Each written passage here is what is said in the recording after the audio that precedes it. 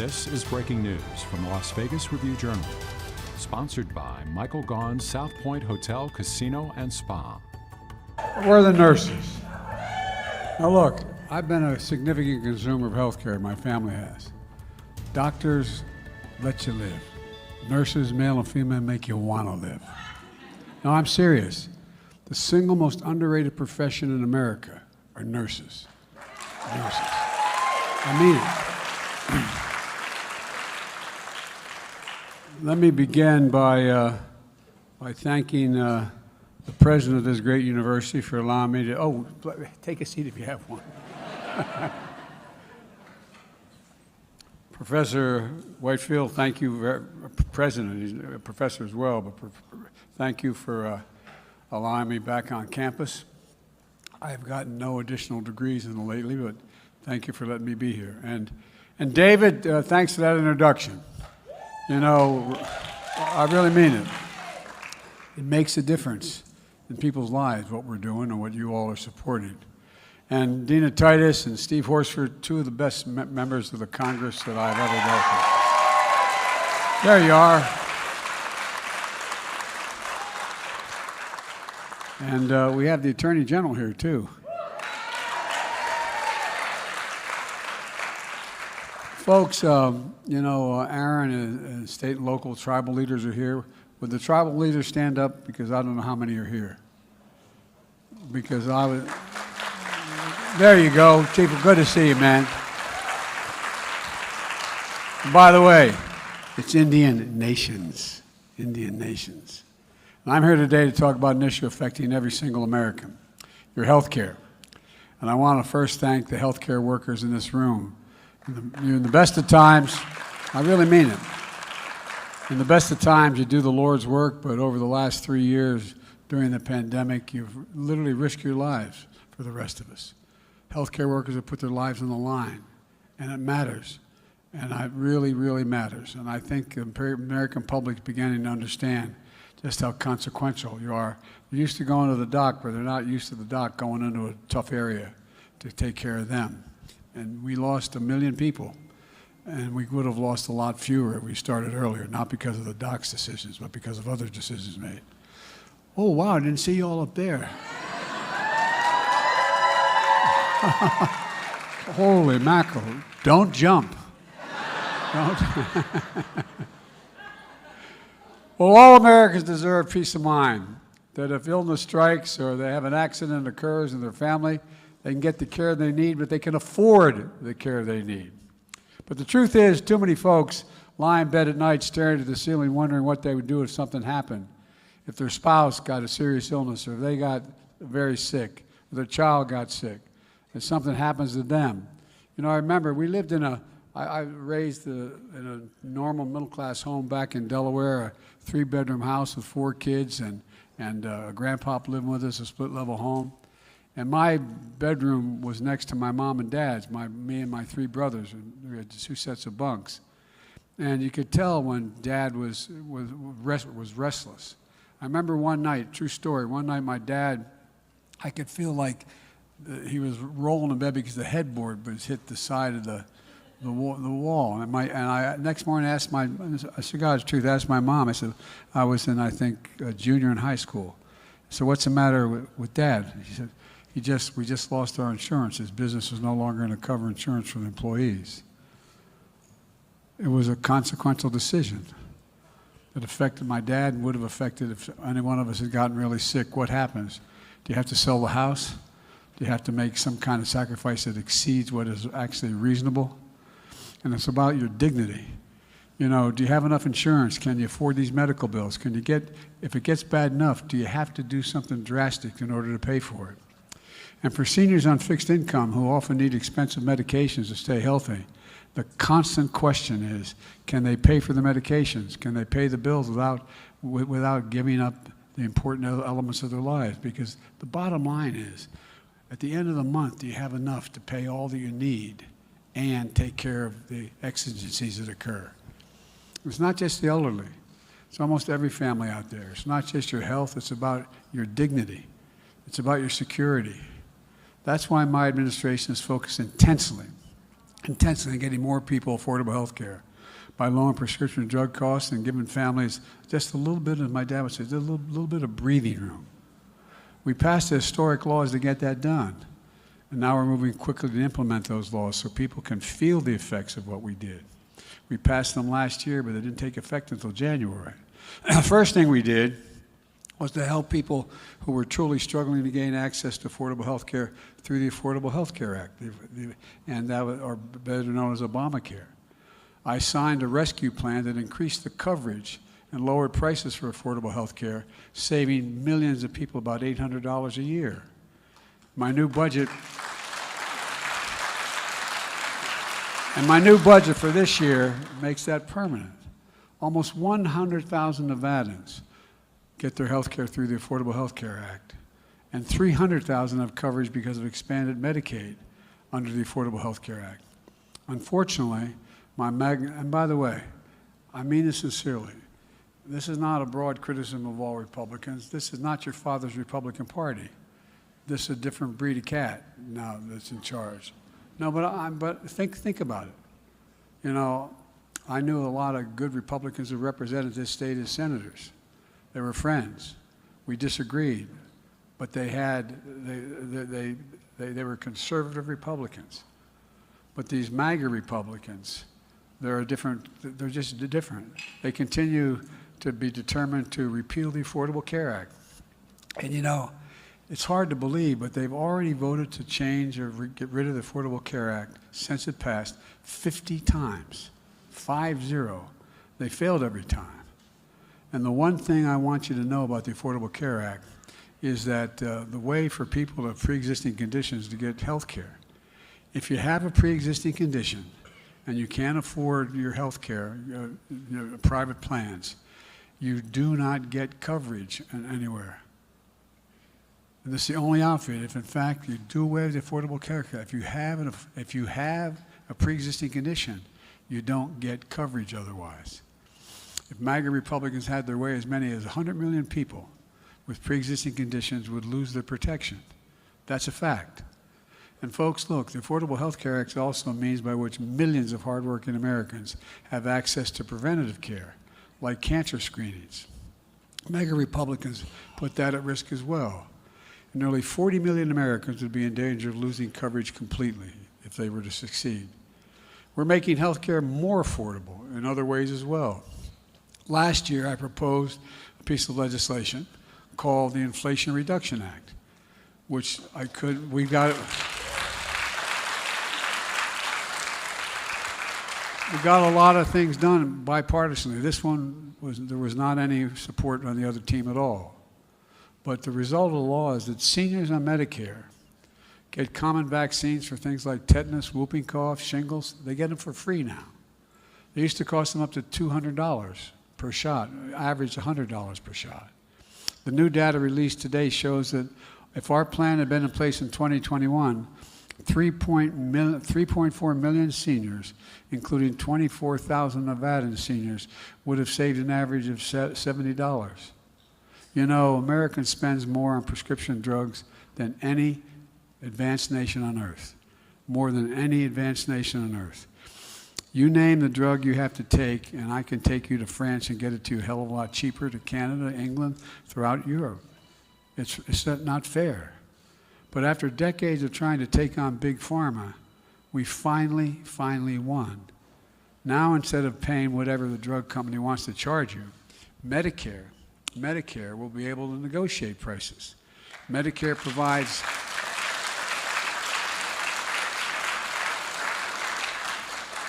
will drive down prices because we give Medicare the same power that the Department of Veterans Affairs has. They can negotiate what they're going to pay for whatever drugs they're prescribing to the military. Well, I know many of you are healthcare professionals. You understand this better than anybody else. For example, insulin was invented 100 years ago.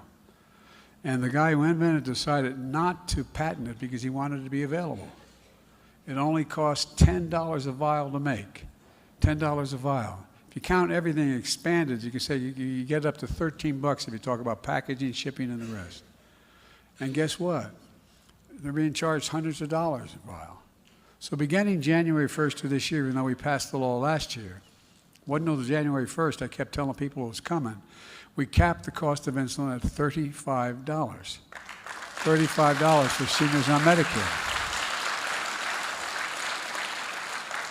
And folks, if it had been in effect in 2020, nearly 11,000 Nevada seniors would have saved an average of $439 on their insulin. But I've been calling on my colleagues to cap the cost for everyone, including 200,000 children who have type 1 diabetes, who need insulin every day to stay alive. I was doing a town hall meeting in Northern Virginia last year, and a woman stood up, a very sophisticated lady. She said, I have 2 girls. They both have type 1 diabetes. And she said, and I can't afford it. So what we have to do, we have to ration the insulin between them. Talk about being deprived of your dignity. Man, looking at your child, knowing if they don't get the insulin, their life is literally in danger, and you've got to stand there and not know what to do. Folks, my budget's going to require it. And guess what? The good news is that Eli Lilly, the biggest insulin maker in the United States of America, announced that they're going to answer my call, and they're going to make this insulin available to everyone in America for $35.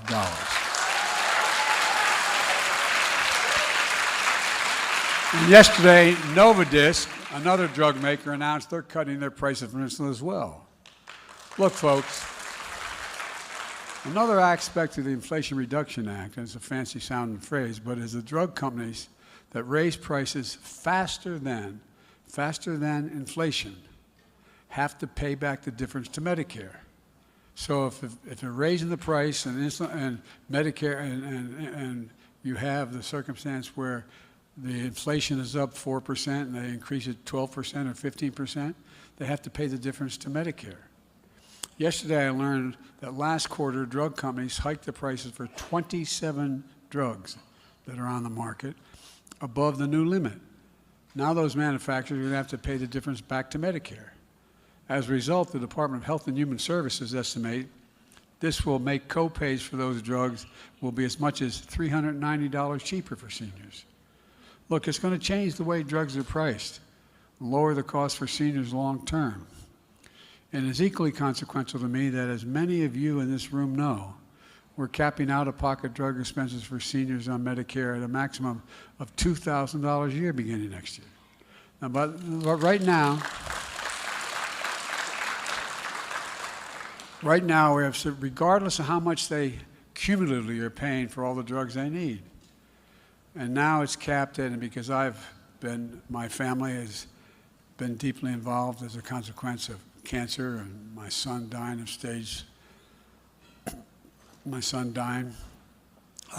3 glioblastoma because he was exposed to those burn pits for a year in Iraq. Anyway, you all, how many here have had you or a family member be diagnosed with cancer? Raise your hand. It's probably, as the docs know, the most devastating word they can tell a patient.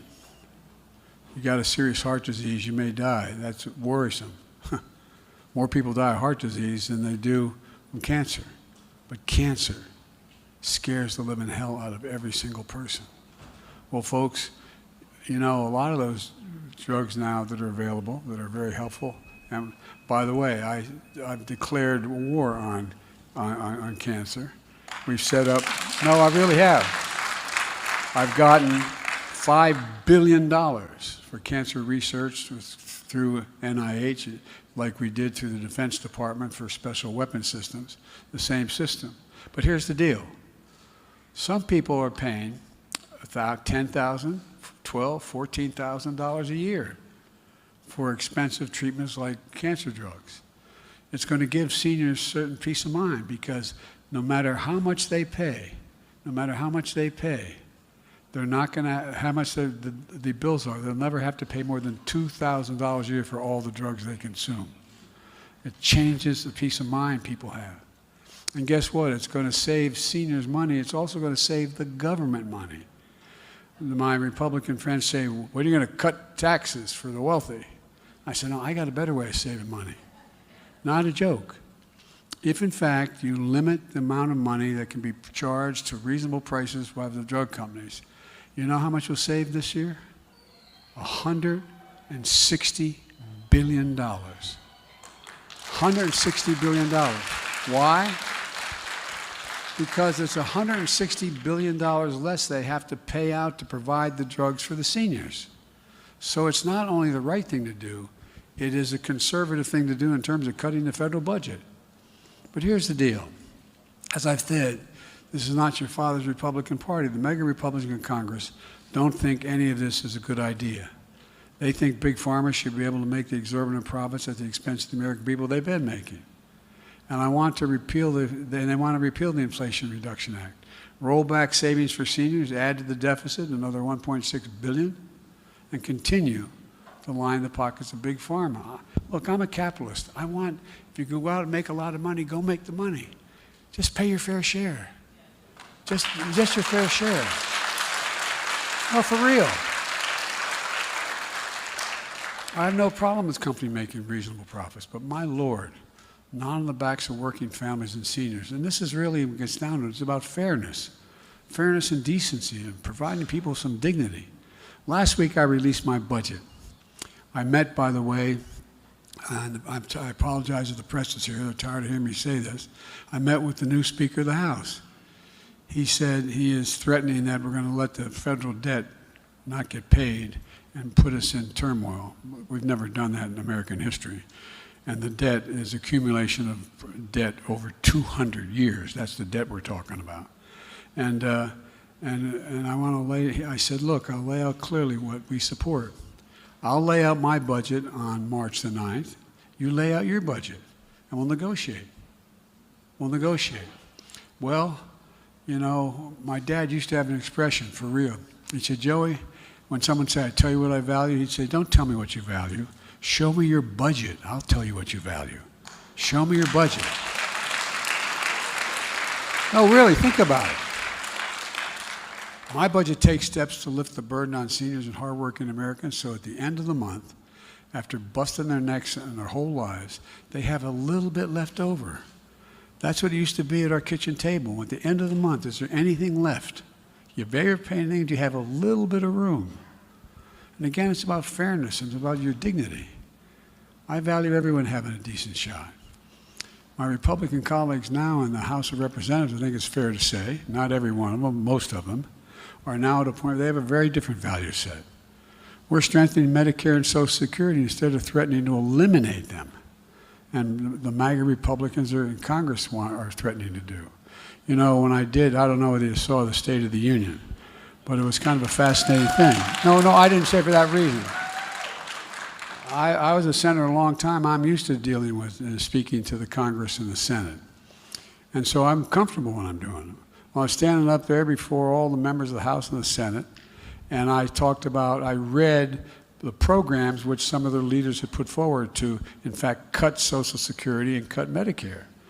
And the gentle lady, as they say, from Georgia, in the mountains of Georgia, stood up and yelled, liar, liar. And then that generated, last time somebody did that, by the way, they got censored. But no, I'm not joking. But here's what happened. Then another half a dozen yelled, liar, liar, we're not going to do that. I said, oh, if you remember, I said, oh, you're not going to cut Social Security and Medicare? And they said, we're not going to. And so the whole group, I said, everybody who's not going to cut Social Security and Medicare, stand up. They stood up and hollered. Well, they're all on film. I hope it's true. I hope they've gotten there. But I'll believe it when I see it. Look, you paid for Social Security from the time you got your first check when you were 16 years old, working as a lifeguard or something, okay? And I'm determined to protect them both. There's ways to protect them without cutting them.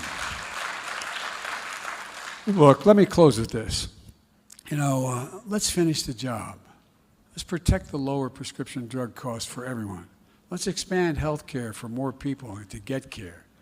Let's keep building the economy from the middle out and the bottom up, not from the top down. And by the way, when that happens, when the middle does well and the bottom rises, the wealthy still do very, very well. And no one, I commit to you, and I committed to this when I got elected, when I was running, No one making less than $400,000 will see a penny in federal taxes raised as long as I'm President of the United States of America. But look, but again, it's about just paying a fair share. When I got elected, there were, I think it was don't hold me to the exact number, 690 billionaires in America. There's now 1,000. You know what the average federal tax they pay is? THREE%, 3. They pay a lower tax rate than the custodians in this building. They pay a lower tax rate than any of you, basically. And so it's just not fair. I think you should be able to be a billionaire if you can earn it. But just pay your fair share. Just pay something. By the way, you know, everybody said, well, how was I able to have these new programs and still cut the deficit $1.7 trillion the last 2 years? Well, it was pretty straightforward. There were 550 companies of the Fortune 500 that made $40 billion that didn't pay a penny in tax, zero, nothing in taxes. So I said the outrageous, and we got votes for it. I said they ought to pay a minimum of 15%. 15%, that's less than y'all pay. And guess what? It allowed me to cut the deficit. So folks, this is about just basic fairness and decency. There's nothing radical about what I'm proposing. And if you look at the polling data, it's overwhelmingly popular, what we proposed. Matter of fact, it's a hell of a lot more popular than I am. But I'm serious. So this is no time to turn around. Look, what the American people, understandably, a lot of people have lost faith in government for a lot of reasons. And here's the deal. We promised these things, and they haven't seen it. I don't know whether you've been surprised, but the number of people who've come up to me after January 1st saying, you cut my insulin costs, $35. Like, I didn't believe government would really do it. But there's a lot more coming, a lot more coming. And again, let me end by thanking the medical people that are here and the students. It really matters. It really, really, really matters. And all you have to do, like many people in this audience, have been a significant consumer of health care. My son spent 18 months knowing he was dying in the hospital. The docs and nurses just changed it. They made it, they took care of him. My wife and daughter were killed in a trucking accident. My 2 boys were expected not to live. You guys saved them. And you saved their sanity as well. So I think that, we vastly underestimate, and you underestimate, the psychological impact you have on people, not just the medical impact you have on them. So I'm here to say thank you, thank you, thank you. And folks, let's remember, we forget, we are the United States of America, and there's nothing beyond our capacity if we work together. So let's work together. God bless you all, and may God protect our troops.